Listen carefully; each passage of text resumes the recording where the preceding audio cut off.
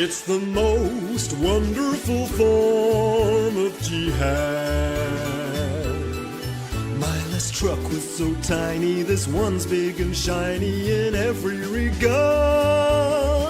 It's the most wonderful form of jihad. It's the happy religion of peace. With a Pole who is dying, I'll soon be supplying a tribute to Nice. It's the happy religion of peace. There's a book I'm obeying that advocates slaying, so all disbelievers beware.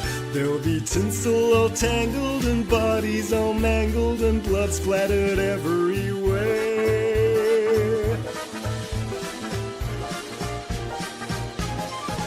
This has nothing to do with Islam. He is not terrorizing, he's just socializing. This lovely young man has got nothing to do with Islam.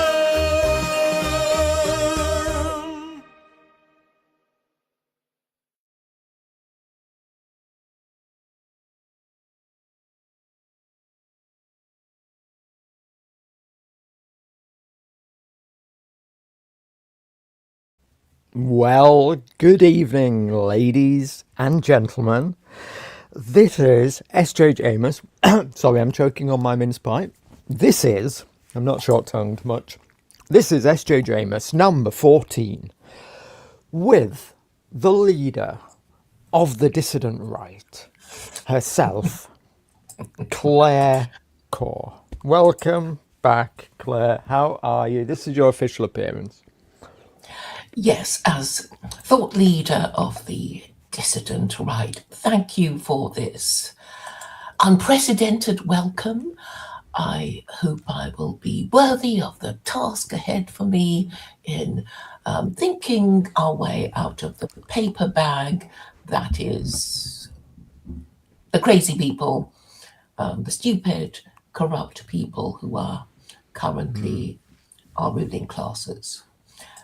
I see that the intro might be a few years old because I think at the end of it was Angela Merkel. Yes. And she was a few years ago. It was a throwback, I think, to 2016. I remember that video, that one first came out. So I'm pulling out all the stops, all the old classics here. But I knew you'd like that. Did you enjoy it?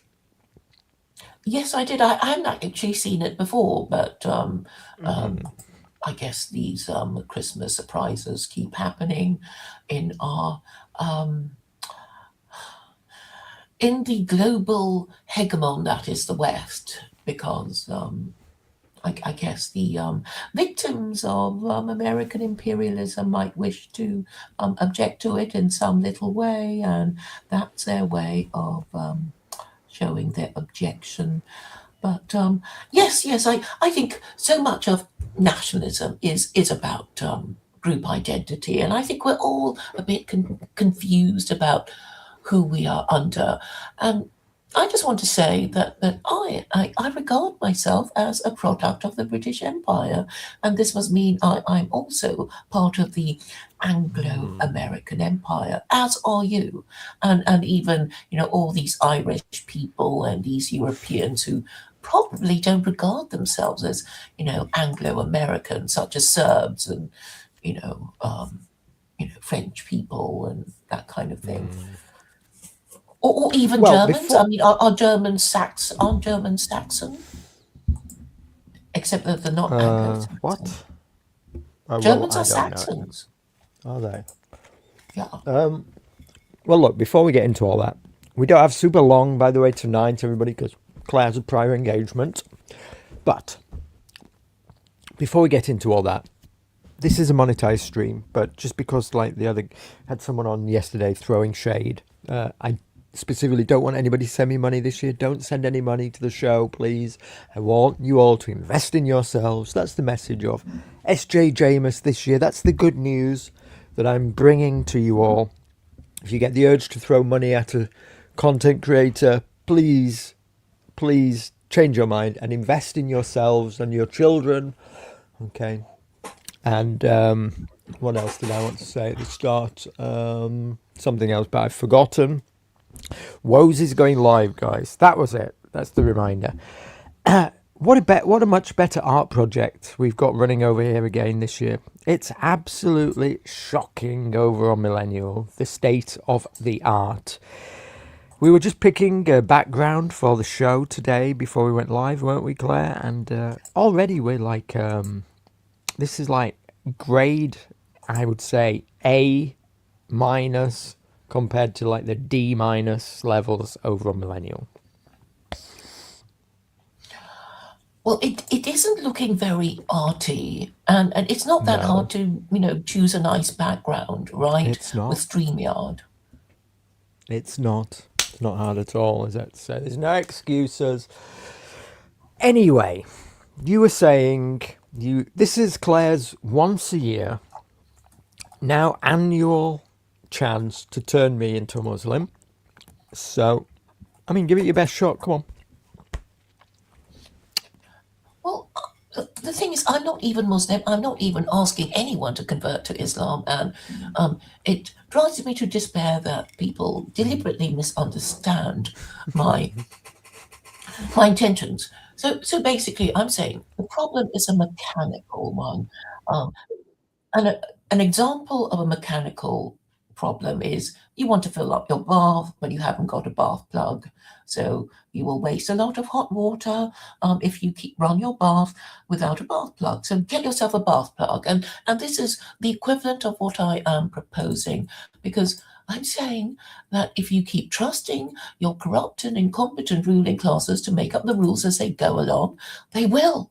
Of course they will. And they will be making laws to suit themselves and not you, because they are in control of the media, of the legislature, i.e. Parliament, where changes of the laws come from, and they will be, raising taxes and taking away your rights, and you have no means of stopping them. I'm sorry, but you don't if you are a liberal and want to carry on with liberal democracy. So. I think I am a liberal. I think I do want to carry on this liberal democracy. I think I want this more than ever, actually. You want to be mainstream. This is what you want. Don't. Everybody wants to be mainstream, and you need to cling on to this part of being mainstream. No, that's not true. If I wanted that, then I'd give it a go. But I've completely given up, and I don't mean this in like a doomer fashion. I've completely given up on like trying to get there as a YouTube creator, for the better, by the way, for the better, by deciding I don't care like about this little project, has allowed me to shake off any like silly desires I might have had for about 10 minutes of joining the e-celebrity, the micro e-celebrity ranks. So I've shooken all that off. Don't care about it anymore. And by not caring, then I have no interest. I'm not trying to mainstream myself at all. I don't know what you mean. I'm not doing a Richard Spencer and just like joining the other team or something to get back into the airs and graces of society. Richard Spencer is desperate to be mainstream. That's why he's promoting neoconservatism and just trying to be as mainstream as he dares. I mean, isn't that what he's trying to do? That's why nobody trusts him, because he hasn't got any principles, and he's whatever position he states today, he's liable to change it tomorrow. Your mic was fading in and out then, but I heard what you're saying. Look, I disagree about Richard, actually. I think he's somebody who refuses to be seen as stale and refuses to be seen as pushing something that has gained the cringe factor. So he got out the moment it stopped being cool. And he was right to do that, really. Absolutely, 100%. He got out, he said, these wignats are fucking cringe. And, yeah, I don't want to be a part of it anymore. He, like, looked around, read the room, and was like, this isn't cool. It felt cool for about 5 minutes. It felt like you're going to change things. But then you look around and you realise you had like all the Matt Heimbachs and people wearing Stahl helms or whatever they're called on their heads, and Zeke Hyland in the streets and stuff. And like, what am I actually a part of? And sometimes it takes somebody to realise this is not the way forward, and that's what he did. But I remember, well, just recently, one of my white nationalist contacts who said he never would have thought it, but anti-Semitism seems to have gone mainstream because of Nick Fuentes. No, it's because Israel started bombing babies. I mean, it's quite obvious, the pipeline. The world doesn't like to see dead babies, and when they're turning up on the TV like every day for 2 years, then and they scroll past it. They've got a PR problem, obviously created by themselves. But it's not the kind of, in quotes, anti-Semitism that was going around before, like the cerebral, intellectual version of the JQ. It's a different one. It's a leftist version. It's actually wrapped up with anti-colonialism. And like Duvid was saying the other day, it's lose-lose for you, Goy. Where the people who hate us, they really just like wrap it up in hating you anyway. And there's some truth to that. What do you think Duvid was saying? Can you repeat it again? I didn't quite catch that. What do you think Duvid was saying? If you could translate it for all of us. He's saying that the rise in quotes, anti-Semitism across the world, and particularly in America, in response to Israel's actions, what we see here in the UK, and that the calls for global intifada, in the minds of the people who are doing it, they see Westerners and white people as one and the same thing as the Israelis who are bombing the babies. So they see us wrapped up in the same cause. They blame us as colonialists of like the global south, just like they blame the Israelis, and we're one and the same thing. Okay, you're saying we're going to be tarred with the same brush. White people will be considered to be Christian and Zionist and neocons and all the bad things. Yes. And do you have a position to defend about it? I mean, do you think, oh, I may be white, but I don't agree with this or that or whatever? Because I mean, I noticed with some Jews, particularly with regard to Duvid, he's calling himself a non-Zionist. In a way that I notice some men calling themselves, instead of anti-feminist, they call themselves a non-feminists. To give the appearance of a neutral position, but being too afraid to say that they're not in favour of the thing or are even against it. Well, I'm not sure what your question is, and I find it a very tricky subject. Go on then, rephrase Well, your I don't question mind for me. trying to explain it properly with you here. Yeah, go on then, this is your stream. It Yep, helps. go on. Yeah. So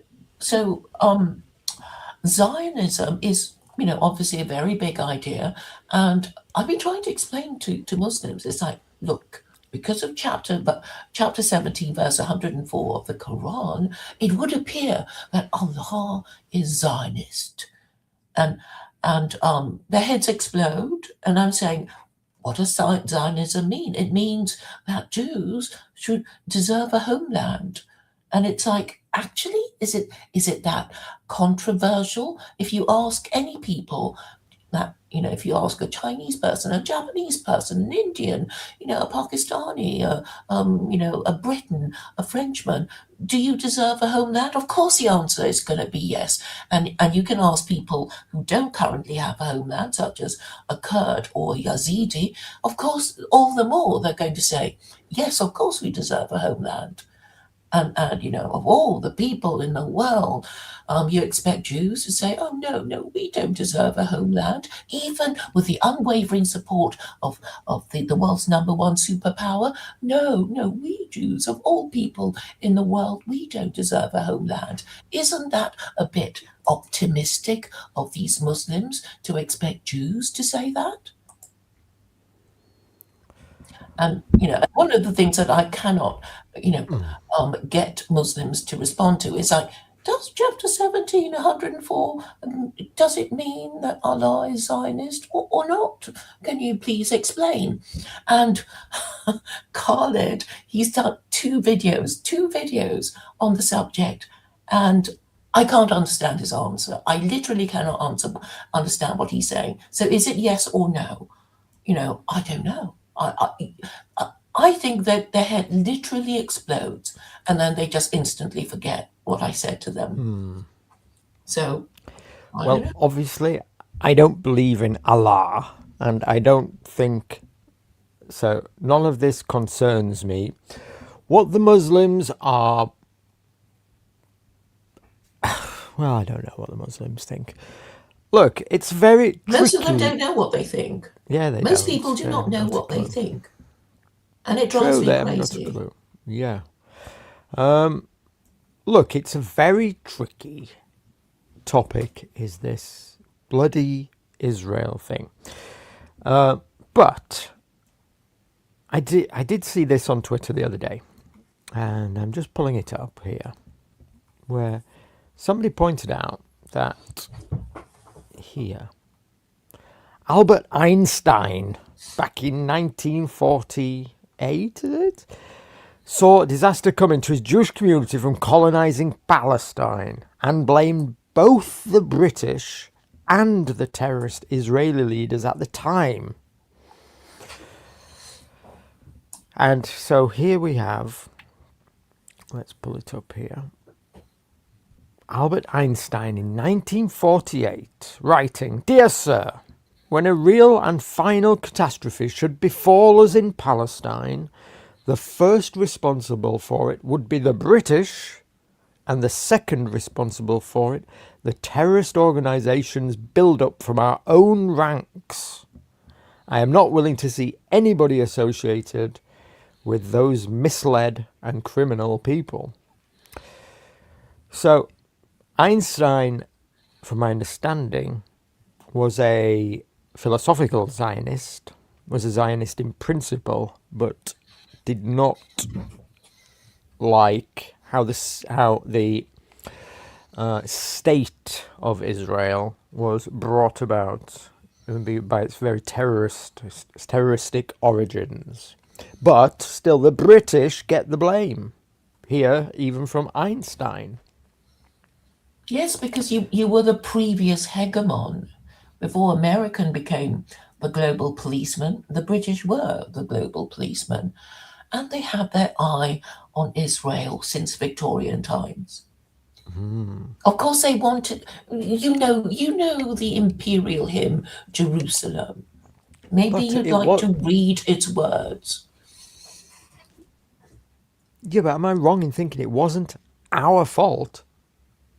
The Jews in Israel at the time did this by themselves. They literally committed the terrorism against us to create this state. So it's not really our fault. Anyway, we were all trying to do the right thing at the right time in the aftermath of the Second World War, and it was an absolute mess and a basket case.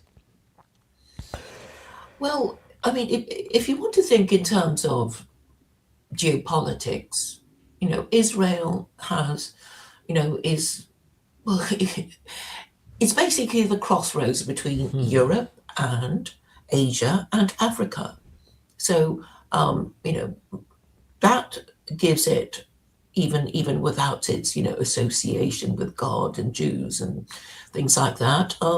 If you want to control international shipping, of course you would want to have a slice of Israel because it faces the Mediterranean Sea and the Red Sea, and it's close to the Suez Canal, and also it's the most prestigious colony you could hope to have if you're Christian or Muslim.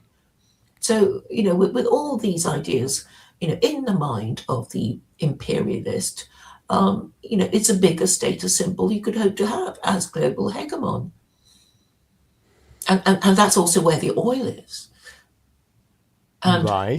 Well, and the other right. thing is, if you appreciate the contribution of the military-industrial complex, you will find that Israel is a great testing ground for your latest weaponry, the Iron Dome, how to kill people with precision or lots of them with imprecision. There are all kinds of ways to try out your latest weaponry on people in Gaza and your air defense systems protecting the people of Israel. It's actually very valuable if your business is war, imperialism, and the latest weaponry. I'm not sure I And, buy and, and that. okay, and I'm saying Jews are. Um, they have, without their knowledge, become the mascot of the American empire. So, they basically take the blame for US foreign policy. They're too dumb to even know what has happened. They think that, because they live in Israel, they're more holy and whatever. But it's just, a brand to sell the snake oil of American imperialism. And I would say a lot of them don't know what the hell they're doing, and maybe they don't even want to fight anymore because they can't see the point. And decades ago, I think after World War II, I mean, a lot of Jews were saying to each other, "No, we don't want no Jewish homeland. We know that the moment they give us a homeland, they'll tell us to fuck off and go and live there. And we don't want to go and live there. We're happy in America and Europe. We don't want to go and live in the malarial swamps of Israel." I know they've been drained and everything, but at the time they thought, it was a poison chalice and they didn't want anything to do with it. And those Jews who didn't want a homeland were called names such as self-hating Jews who dared to refuse this wonderful gift of Israel. But we know after, the last half century, a lot of, Jews in America joined the American armed forces and, fought for American interests. And a lot of them now are, I don't think that they quite know what they're there for. I mean, even now they think, is there anywhere to run? Why would people run to Israel, which is a war zone, basically, in danger of being bombed by Iran anytime?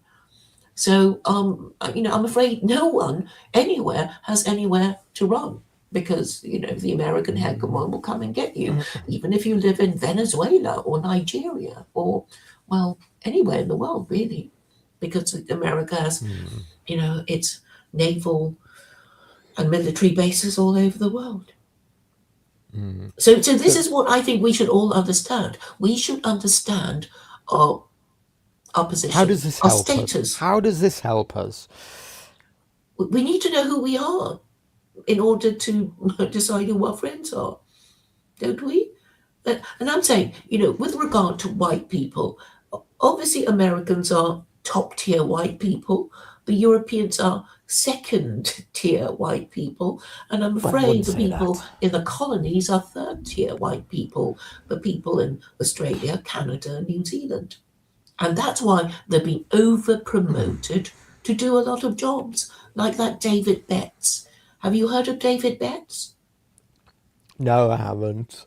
Well, You he's you the just seem one. to be you just seem to be infected with like this hatred of the American empire, which is fine because you're, you know, you originate from the global south. You're infected with these No, no, ideas. no, I don't hate Americans, but I'm just telling you what it's doing Do to you hate the American Empire? Europeans and to Americans Hate it. with whom I'm more in contact with than Europeans, whom I regard as second-tier white people. What is America's big crime to you? What is so wrong with yes, it's not going to be perfect. Such a thing as literally like the last 100 years on Earth in post World War II, what a mess that was. It's not going to play out perfectly, but somebody has to keep order in the world. Somebody has to be the world hegemon. Otherwise, you just the world succumbs into constant warfare. You've got a Excuse me, call. I have to mute myself. Okay, Claire's got a call. It's the Kremlin calling to say you're not doing very well. Please push your Duganism much harder. But my point generally is, okay, call me a neocon if people want to do so, but I look at this now from a much more step back perspective where I say, look at the last 100 years. Yes, it's messy, but at the end of the day, is it not the better timeline than ending up with like China running the world, or with all these basket case countries in the Middle East just throwing missiles at each other constantly? Iran invading Iraq, Iraq invading Iran, all this nonsense. Somebody has to go around and like kick these places into touch, and this might even involve interventionism, God forbid. Liberal Where interventionism. no, It's been done. yes, Iraq, Afghanistan, yes, soft Libya. intervention. I even think I heard oh, I forgot who it was. Anyway, Henry Kissinger, I think it was. God forbid, saying I might be wrong on the quote, but somebody like this was basically quoted as saying, it's much more benign.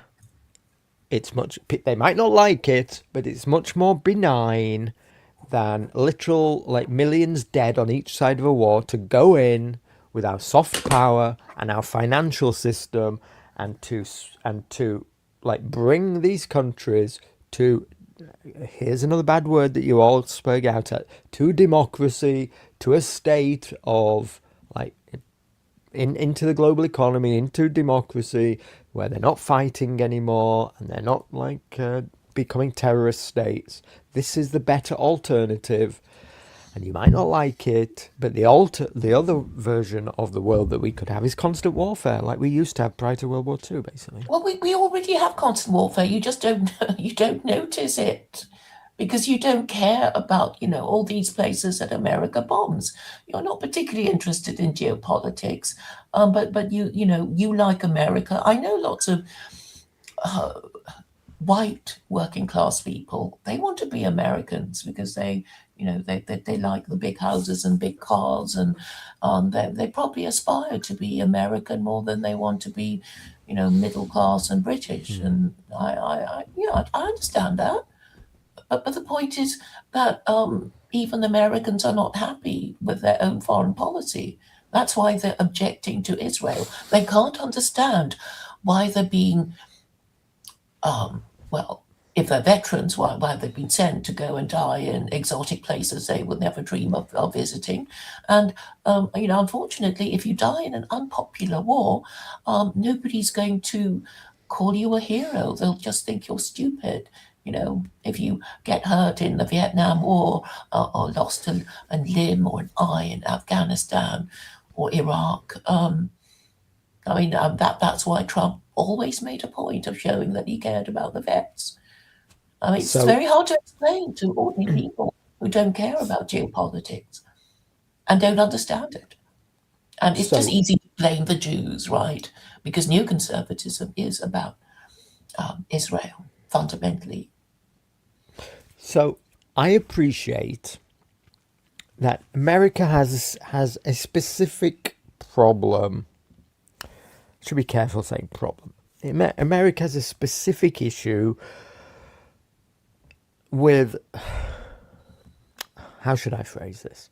I understand that America has a specific issue with its tangled upness with Israel and with like Zionists in government and Israeli influence in its government, and that is a legitimate concern for people.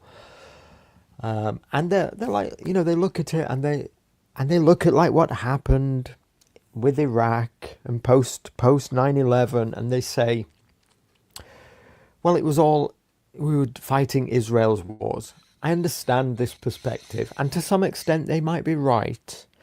But I also understand that at the same time, I can actually understand the impetus of Israel at the time to exploit its own interests and encourage America along in a path that served its own interests. So I kind of understand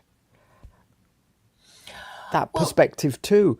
But the question comes, what would have been the better out? Would it be better today to have, God forbid, like Saddam Hussein still in power and etc.? Would this be the better outcome? Anyone. He invaded Kuwait, around, Claire. You didn't even care. Well, He invaded. then He was literally in. He didn't. Yeah, he wasn't bothering anyone. The supply was not disrupted. He was literally inside Kuwait. Yeah, but Kuwait, there was some complicated reason, but the point is he wasn't bothering anyone. He wasn't bothering anybody. Except the Kuwaitis, but you know, who cares about the Kuwaitis, right? Well, this is the whole problem about the Middle East. It was a basket case of countries, and so yeah, I because get of the it. Sykes-Picot Agreement. So what the French and the British did, they had a secret agreement to carve up the Middle East between themselves. Hold Its on. terms were not discovered. Maybe if you watched Lawrence of Arabia, you might have some inkling of the shenanigans. And even then, okay, it's a bit complicated. Most people don't even understand their own history, much less the history of countries they wouldn't dream of visiting. Do I think so? Let's just answer a couple of these things. Look, only because the West set him up to invade Kuwait. This is like claiming that we set Putin up to invade Ukraine. I just don't accept it. Do you think Iraq is better now without Saddam there? Thank you. In some ways, yes. In other ways, definitely not. You know, it's an absolute mess. Like the aftermath of it, the second invasion. We're talking about the first invasion here. The kicking out of Saddam, which was done messily. You know, they didn't finish the job, and then George Bush II went back and finished it messily in a very bad way. Obviously, America's made a lot of mistakes. That was a mistake in the handling of it the second time, but they should have finished it the first time. Like H.W. Bush should have finished the job properly. So yes, Iraq ended up a mess, but I'm saying, this is all like in hindsight, isn't it? No, but you don't understand. The whole business model of the American empire is to bomb the crap out of Muslim countries and then traffic the Muslims to the West as cheap labor after they're, very happy to leave their countries with the crap bombed out of them. And this actually has an effect on the people in Europe and America and Australia. Because that's a source of cheap labor. You steal their oil, you bomb their countries, and you bring them back as cheap labor. And every now and then, some of them go crazy and commit acts of terrorism. But the people who live in nice parts of the West, in compounds and whatever, they don't care. They don't care about the Christmas markets that might have trucks plowed into them. They don't care. They probably get their I don't know what shopping Frederico delivered to them by Amazon. I don't know what Frederico is saying nonsense to, but what you've just said is nonsense. Look, here Alphabet Cat says, we made assurances to Russia in 1991 not to expand NATO. Well, at the very most, this was some verbal agreement that nobody find a signed contract, Alphabet Cat. There isn't one. Okay, there isn't one. And even if it was some kind of verbal agreement, then fool you for not getting it signed. Okay, and NATO is a defensive pact. People want people who. Yes, it is. It's no longer absurd. defensive. Of It's course no it is. longer It is defensive. utterly absurd Kremlin propaganda. The idea that a NATO country will invade Russia. This is just absurd on the face of it. No, Utter no, no, no, this is a absurdity. plan of NATO. There was a time when people were actually saying, should Russia join NATO? And what do you think would happen if Russia joined NATO? It would go and attack China. It's so obvious. That's the whole plan. Everybody join NATO. Everybody attack. The rest of the Russia. world that ain't part of NATO, and then you conquer the world. But actually, interestingly, this is kind of how the Quranic bargain worked, because the whole idea of jihad was that you become an Islamic state and you go and fight your imperial wars. Islam does allow imperial wars that you extract, because it does talk about successful conquerors extracting jizya, and so what happened when after Muhammad died was one Islamic country invaded another and said, would you like to convert to Islam? If not, you can keep your religion, but you have to pay us jizya. And the conquered country said, no, we won't keep our religion, and we won't pay jizya. We'll become Muslim, and we can attack the next country along. And this was how Arabia was so swiftly Islamified, conquered by Islam. That was basically the what you call the modus operandi, the bargain, and it suited those Arabs to accept that bargain in that way. Well, I want to be clear. I'm not an imperialist. I don't I believe don't in see going how in. you can deny your own identity. The British were known Yes, the for their British had an global empire. empire. Obviously, they did, and it was glorious, and it benefited the world in many ways. And Yes, now we're again, America's sidekick. it wasn't perfect. It was bloody. Lots of places had to be put down in the name of glorious civilization. But for the betterment of the world, at the end of the day, I'm not sorry for it. But today, after all of these successive wars, where we are today, and post World War II, when we end up with weapons of literal world mass destruction, and we are here, in the post World War II order, we've come to realise that we shouldn't all fight each other. There's no need for it. We should abide by the borders that have been set down. We should abide by those, stick to it, and those who don't should get severe bloody noses and be punished and made to realise that they can't get away with doing it again. And this is actually important to do, and it's why it's important that Russia gets a stiff bloody nose and, a couple of broken arms and a broken leg and whatever, and made to feel the deep cost of whatever they achieve in Ukraine, because anybody, and including Russia, and anybody watching needs to realise that you just can't go around in this post-World War II order anymore of invading your neighbours and conducting aggressive imperial wars, because it's not good for the world. It's America that's been waging imperial wars. There was Korea, there was Vietnam, there was Afghanistan after Iraq and Libya. Come on, I mean, we just kind of have a sense of proportion. I used to swallow all the anti-Russian propaganda, just by watching a diet of James Bond movies, right? So I do see how you have unconsciously imbibed it as well. But let's just admit our victimhood. In that in every age, in every country, there's stuff that our government wants us to believe in order to prompt us into doing the stuff they want us to do. And this is what we must Do you understand. And think in the every better? age, it changes. Do you honestly? I know you are deeply infected with Duginist thinking. No, I don't think But Dugan goes far enough. I think he's well, stupid. there we He go. doesn't go as far as I do. There we go.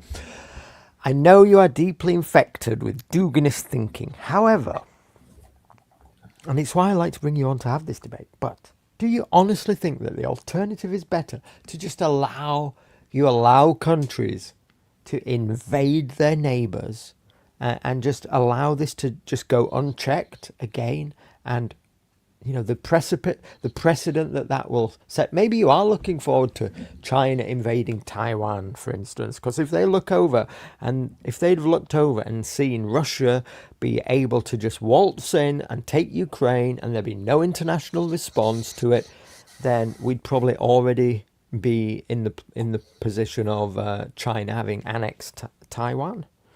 But instead, Well, they saw part that. of China anyway, but I don't think the Chinese are stupid enough to waste a single the life of a Chinese soldier over invading Taiwan. If I were them, I think we'll just wait for the American empire to collapse. And we don't even have to do anything, because when it collapses, when nobody will buy its treasury bonds and shit like that anymore, it will just sink and drown in its own debt. This is nonsense. The American empire isn't going anywhere. Here's your Messiah, Dugan. Here's what he says.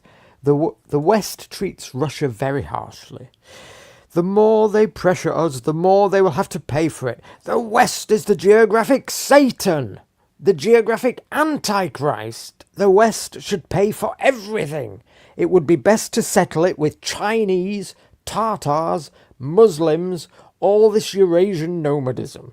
The West is a dead land. It will revive only when the Cossacks inhabit it. Tajiks, Kazakhs, they will bring life with them. They will bring the sense. This is just crazy hatred It's just rhetoric. of the European. It's just rhetoric. I mean, fundamentally, Dugin is clinging to Christianity. He wants the Russian identity to be always Christian. And actually, the interesting thing about Russia is that it has the most Muslims in all the European countries of the world. It has the most Muslims. So it's also in a bit of a pickle. It also has a very low birth rates, and obviously the war is not helping, the survival of, white Russian men. So in the interests of white people, I would have thought you'd want to end this terrible European war, if you care about white people at all, whether they're Russian or Western European. I would love to end it. Our would love leaders, the end of it. even Trump wants to end it, but European leaders have been complicit in sabotaging all those attempts. So it means that our governments are going to borrow more money to buy more arms to throw at Ukraine, and then we'll be complaining about how high taxes are and how high food prices are, and this is the legacy of our stupidity for refusing to understand what our leaders are up to, because we accept all the propaganda from the BBC. Well, I can announce that tomorrow I've got Colin Liddell on the show to end out SJJMAS. That's at 10 p.m.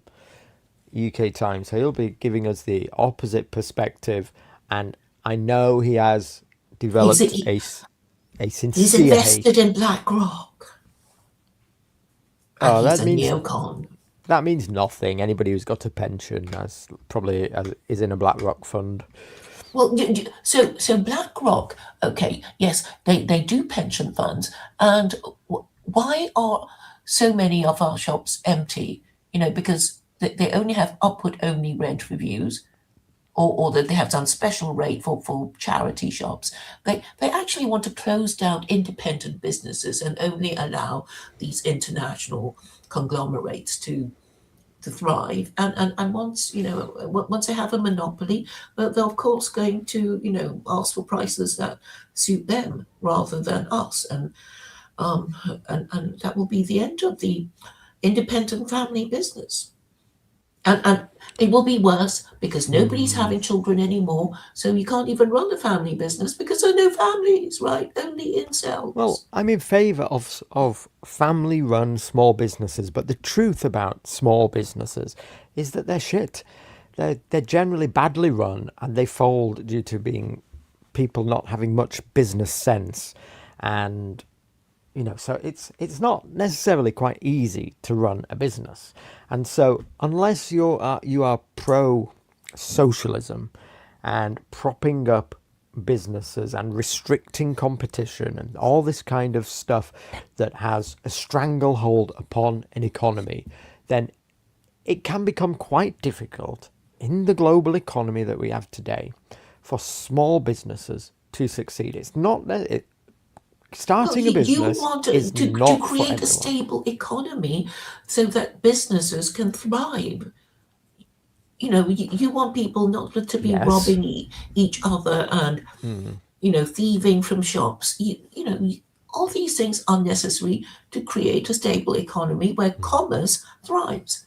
And what you're doing now is making people give up and, die in their suicide pod by Yes, but saying, the the example I'm trying to give is people just like have this idea that small businesses are being oppressed, and there's some extent to it that governments could look at this in a better way, and they but don't again care. we come down to offering help to small businesses, and any amount of help that we are offering comes down to some form of socialism that is anti-market, and these are We have a mixed difficult economy steps to anyway, I Stephen. get it, but the point I'm trying to make is that the small business of like running a fish and chip shop in your local town, or running a corner shop, or something like this is very different to the type of small business like where I want to,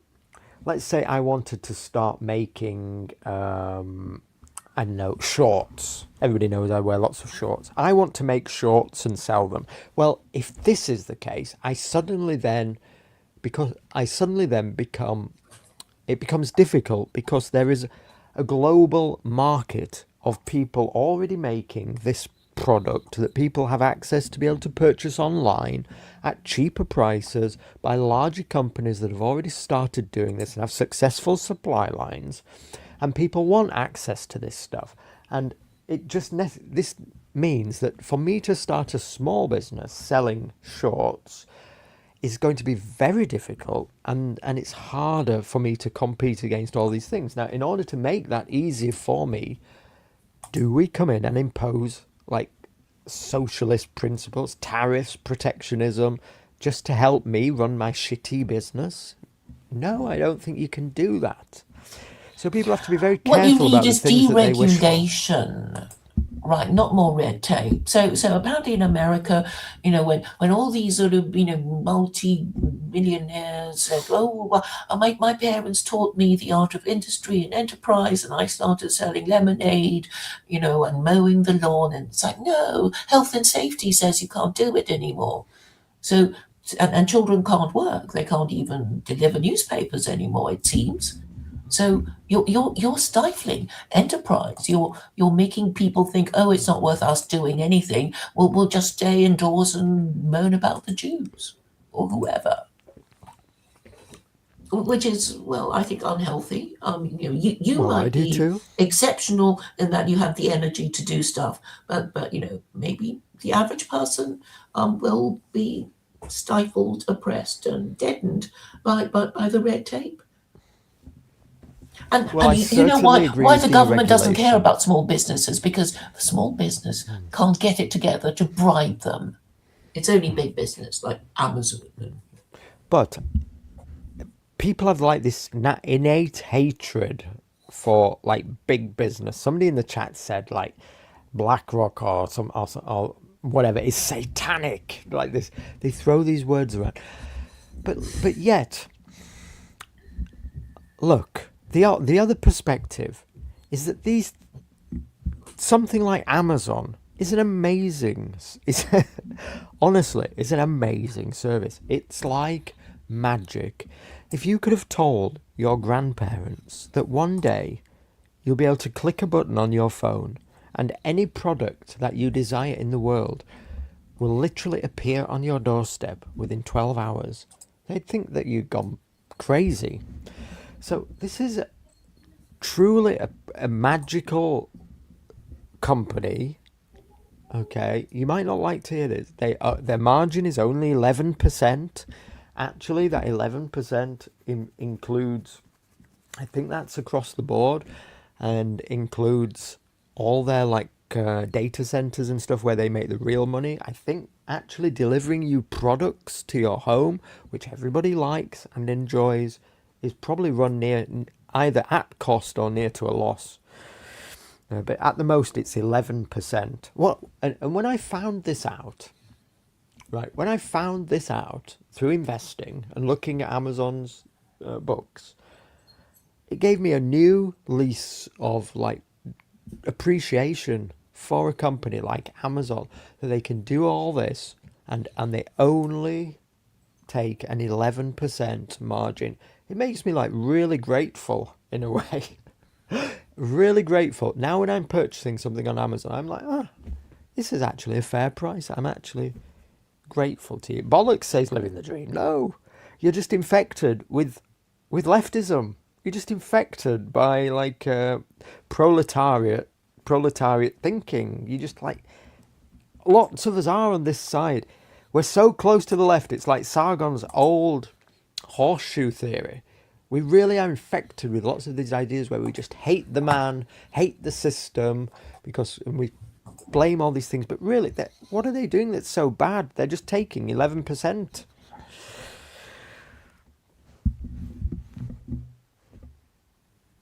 Bezos is a multi-billionaire. 11% their margin is.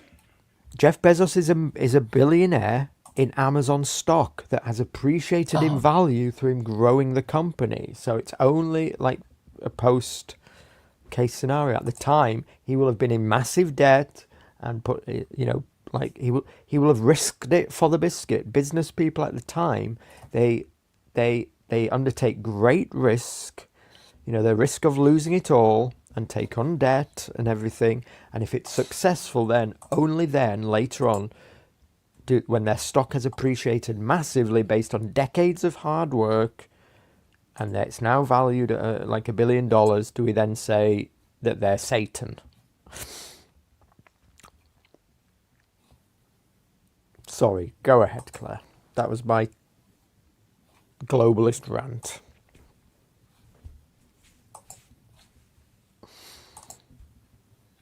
Claire's clicking. I can kind of take a back seat now that your chat, not mine, your chat has raised so many questions and have taken against your position, and it's your chat. Come on, fight back. Come on, fight me. No, I just think you just you read all your chat, and I think you should, acknowledge your chat and all the, No. Come on. This is still your show. This is still your show. My chat. We've got to have a fight. They are against you, and I'm glad. Of course they are. Of course they are. People hate this, but I have to give people. I have to tell people what the hard truth, that none of the people on the dissident right are telling you this. They're just feeding you this nonsense that's not good for you. Well, I tend to support commerce, which means that, family businesses will be, the most natural unit to begin a a return to patriarchy, because obviously if you have a family, you can get your kids to do a lot of things for free, and incentivize them with being boss eventually if they show industry and promise, etc. So this is how you can actually start a business that has creativity and industry, because otherwise if you have to pay everyone for everything a fair wage, you probably won't be able to make your restaurant go. And this explains why all the corner shops are run by Asians, because they still bother having families, right? So they can get their sons and daughters and whoever to run the shop, while white people just well, they don't, right? They don't have family businesses because they don't have families. And this is something that should concern white people. Is this where you give us your pitch for slavery? No, that would be a separate matter, unless you want to talk about the welfare state and the welfare trap. But I'm saying, in order for white people to survive nicely, they have to reproduce within wedlock and parent their offspring properly, so that the next generation of the workforce can be produced and will be, sufficient and, good enough quality to sustain your society. Look, when you think, okay, I know you don't like the religious narrative, but when you think of Moses coming out of Egypt, Moses caused a problem for the Pharaoh, who obviously didn't want Moses and his slaves to go, because who had built his pyramids and shit. So that's why he wouldn't let them go, and that's why there is a song in America about letting his people go. But management of labor is key to any national success, and this, I think, I don't think it's that controversial. Labor is a big part of the production cost of any good or service. Isn't Malaysia better for joining the global economy, and isn't the quality of living improved for all? Yes. Some people are going to be left behind, but that's everywhere. People don't realise just what levels of poverty, despite all the ills of society that we still have. We have homeless people on the streets, blah, blah, blah. Most of them can't be helped anyway. I hate to break it to you, because they're mentally ill and drug addicts, 95% of them. Some of them are just in a bad place, I get it, but most of them can't be helped. But, apart from all these things and people struggling, which you're always going to have, and until we reach this Star Trek utopia, we have improved global poverty massively with the global economy. People have been lifted out of poverty to an extent that people don't appreciate. My grandma tells me stories of just, she had to leave school early and work for the family, go to work and bring home money to give to the family. And, she used to get $1 or $2 for Christmas, and that's it. And, and they were relatively well off as a working class family. Lots of people much poorer than that. And you go back another generation and it's even worse. And another generation, and it was literal poorhouses and workhouses, in the Victorian times. Yeah, I'm certainly not saying that Britain or America hasn't done any good at all, but I'm saying the West could still be a force for political and moral leadership after they adopt secular Quranism with global characteristics. And this would be a nice way to show that it's a matter of interpretation. As I was trying to explain to you, Muslims don't really like my interpretation of their Quran, particularly when I try to tell them that Allah is Zionist. That makes their heads explode, and makes them want to reject everything I say. But basically, if you want to go with the global narrative, you could say, well, if God created Jews, what did He mean for them to do? And the answer must be He meant to make an example out of them, which is actually not a very nice thing to have done to you, right? We don't want to be made an example of. We don't want to be made an example of, but look, you have to save yourself in this world. Yes, yes, and I'm saying sometimes by helping others, we help ourselves.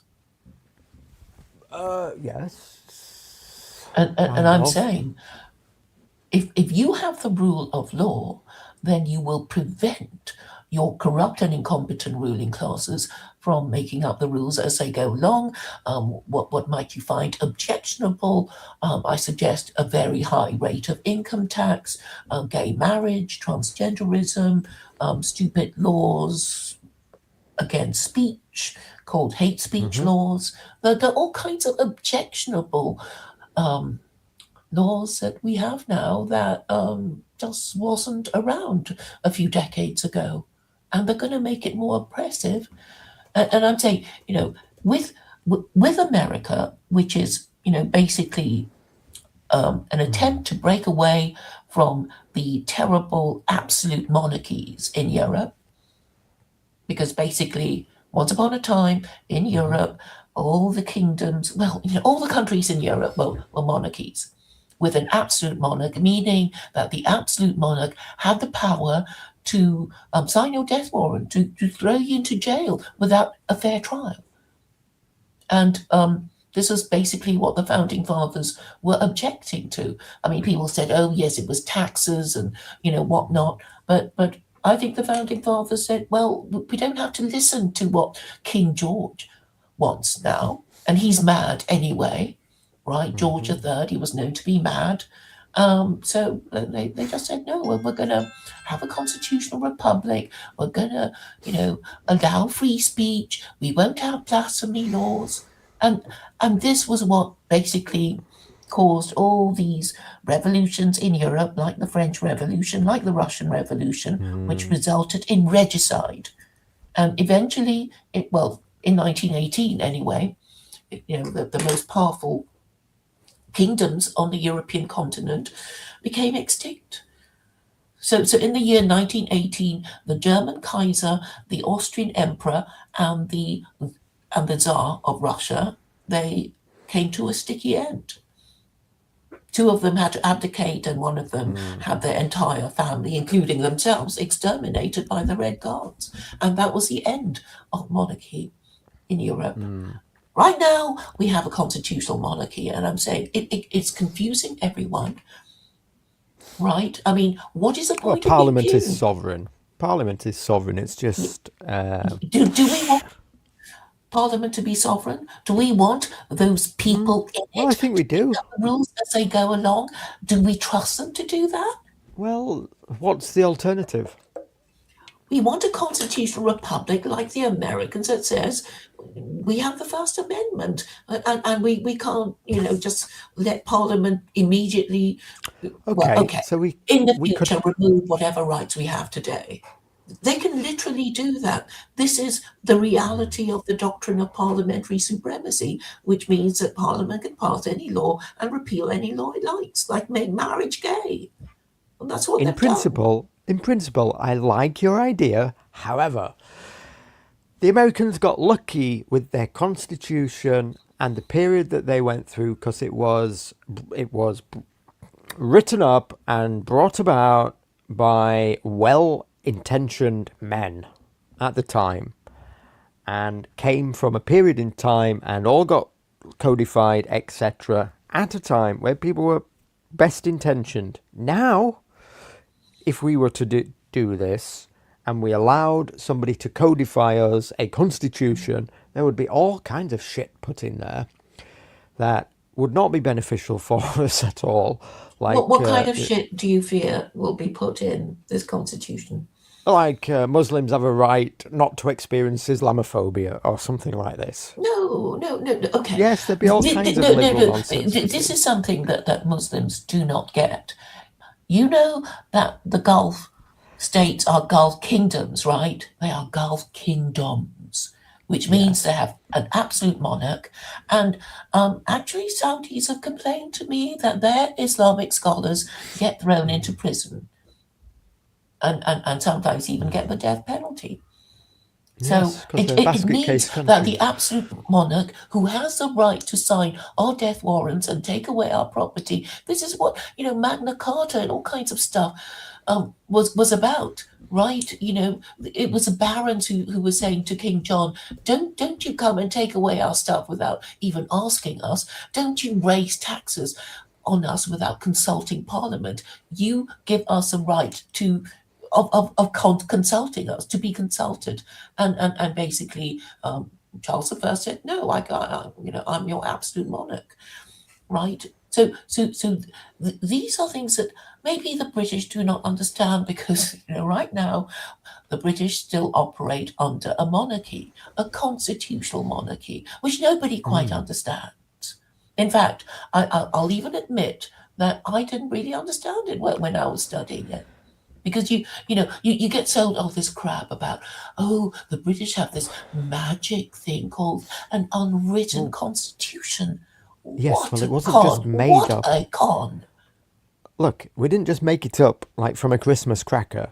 Okay, Yes, it's the you long. did. No, we didn't. It's the long end process of the old way of having the English monarch, who was effectively who had full autocratic power, and then the English Civil War and the deal between Parliament and the King to maintain a system. So it's the long product of the history, the traditions, and then the blood spilt of Englishmen. And here we are today. So we can just try to The least you can shoot do is holes learn in from it. your history and not repeat the terrible errors of the past. But right now, there is a danger which Washington foresaw. George Washington foresaw that when you have a lot of war, the attractiveness of a strong man with whom you want to trust with absolute power because you think he needs absolute power to deal with his enemies, like throw them into prison without a fair trial. These will become irresistible, and the poor Americans will lose their wonderful Well, constitutional republic because they don't even appreciate their First Amendment now because of this I'm not an ugly thing called authoritarian. Christian nationalism. Well, I'm not an authoritarian because I'm not from the Middle East. I'm not a woman who dreams of a strong man. I'm not Middle Eastern. I'm not African. And so I fundamentally am an Englishman who comes from this product of a long line of English freedom where we fought for what we have today. And it's not perfect, but we made the best It of a could bad be job. better. It could be better. And the It could people be who even tried to make better. something better were the ones who went to America, and they did a damn good job at it. And they really did a damn good job, and they were men of well-meaning intention and of, good intellect who drew up that American Constitution. I just don't think you can come up with something like that again today. And if you give the We don't need to. the power over to some despot to do it again, then God forbid, better the devil you know than the devil you don't. Well, I mean, the blueprint is already in the book you already own. Secular Coronism, delivered to you by Amazon, which I know you haven't read. It's I very read simple. some of it. I did read some of it, but it's a bit thick for my. It's a bit. It's under 100 pages long and big print. It's a bit text heavy. Right, we're getting. I know you have a prior engagement, Claire. Yes, I just want to thank the chat for kind of understanding. Well, we've got my questions. We've got questions we have to rattle through first. Yeah. ask Claire why the CCP represses Muslims. Because they were perceived, the Uyghurs were perceived to be a problem. The Hui, who are actually Han Chinese but just happen to be Muslim, are not a problem. But the Uyghurs have their own language, and there have been, there's been talk about secession and separatism. So understandably, the Chinese weren't going to put up with that. But it seems that the Uyghurs have settled down, and Xinjiang is a tourist destination. Does not the CCP realise the benefits of the Quran? Well, if Britain adopts it, if America adopts it, perhaps the Chinese will sit up and take notice.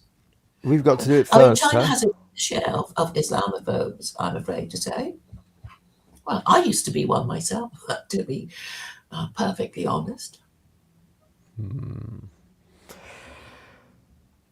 Joe obviously has nasty questions for you. What did you get for Christmas other than cigarettes and booze? I got a very nice jacket, and I got Was it leather? oh no, it's an M&S thing, but I'm very happy with it. And Okay. I have yes, a headset, because that had conked out. Very good. Quran 4:34. Wife beating is a matter of interpretation. Asks Joe. I've done this so many times. So I've discussed with Vincent my idea of a ceremonial wife beating. So it basically says, if you have a recalcitrant wife and she's not doing what you hoped she would do as a good wife, first you admonish her. If she doesn't improve, you sleep apart from her, and finally, when she still doesn't improve, you beat her. Right? That's what it says. And I'm saying, yes, I'm not going to interpret this rule away. When it comes to the third stage, what you can do is you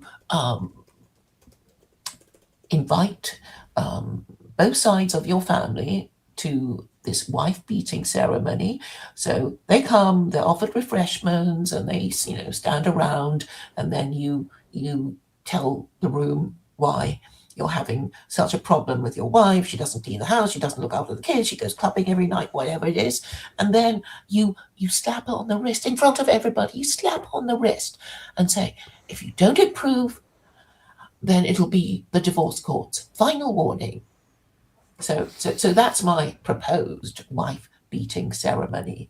So you don't even have to hurt her. You just give her a slap on the wrist. As long as everybody notices it and she doesn't improve, you can divorce her. Well, of course, we don't condone any of that here in the UK, so we'll move swiftly on. What else? What does Claire think about the digital euro?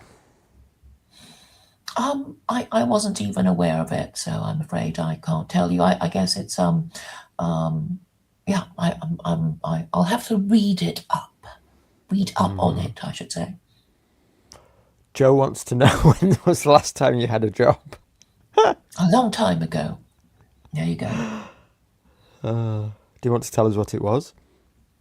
I was a secretary. Oh, was this for what's his name? Oh no, you tried to get the job with what's his name? Oh, what is his name?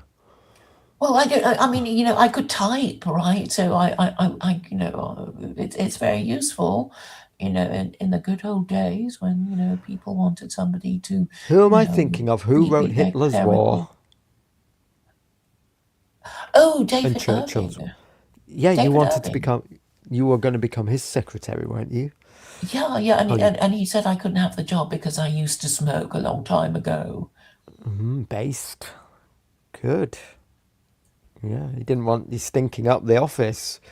Well, I said I had smoked for ages, and he said, no, even people who used to smoke but have given up, they are You still contaminated. stink. Something like that. Very based. Well, maybe I like David Irving. Wizard of Oz is not calling in. We were going to get a call in, but he's too slow. So you have a show with everybody's favourite Duvid in 10 minutes, don't you, over on your channel, which is linked in the description. Yes, I do. Thank you for mentioning it, Stephen. So that's going on in 10 minutes. Link is in the description to Claire's channel. I think that's everything. As this is your show and you are the leader of the dissident right, would you like to address the proletariat on your way out? Yes, I am recruiting for a keyboard army. I have been very disappointed at the way people just sort of liked my tweets when they should be retweeting, probably because they're too scared. And obviously, you know, these things you need all these messages amplified. And I guess people are scared and they won't, you know, they'll like because liking somebody's tweet means well, nobody knows you liked it, right? Because Elon Musk has made sure that you know, nobody can look down your Twitter timeline and check out which tweets you like. So I'm just saying, it's just an ideological war. We can easily win all the arguments, except that people are too afraid to even make them. But fear not, I'll make them for you. I haven't lost an argument in years, in decades. So you can all get behind me and tweet and like and retweet and share my ideas and ask questions based on my, you know, narrative and say things like, you know, what else but Sharia would solve these problems? You know, that kind of thing. So that's what I hope. Powerful things will stuff. change. Powerful. Well, ladies and gentlemen, this was Claire Khaw's stream. She is your leader. So submit and take heed. Her link is in the description. She will be talking to Duvid in 10 minutes. We actually had one of the bigger turnouts live here. We've got something like, you know, bigger turnouts of the show. So it went down well with the audience. So thank you for coming. Thank you for asking the right questions and, you know, and covering new territory. I'm glad we, you know, didn't just repeat ourselves. And we talk so much with your questions. We talk so much we have to keep it spicy for the audience, don't we? So yes. Okay. Good night, everybody, and Merry Christmas. Talking hands, talking feet, ears that talk too. Talking flesh and eyes bear witness against you. Dissected birds fly home to Abraham. It's all written here in the noble Quran. The earth existed before there were stars. The moon emits light and was split into parts. Elephants turned into chewed grass by stones dropped from birds. These are a few of Quran's perfect words. Millennia-old men at the time of the flood. Your body was fashioned from one clot of blood. No evolution, but men turned to apes. In the Quran you will find no mistakes. When you tell me Allah will burn me, and it makes me sad, I simply remember these ludicrous things, and then I don't feel so bad.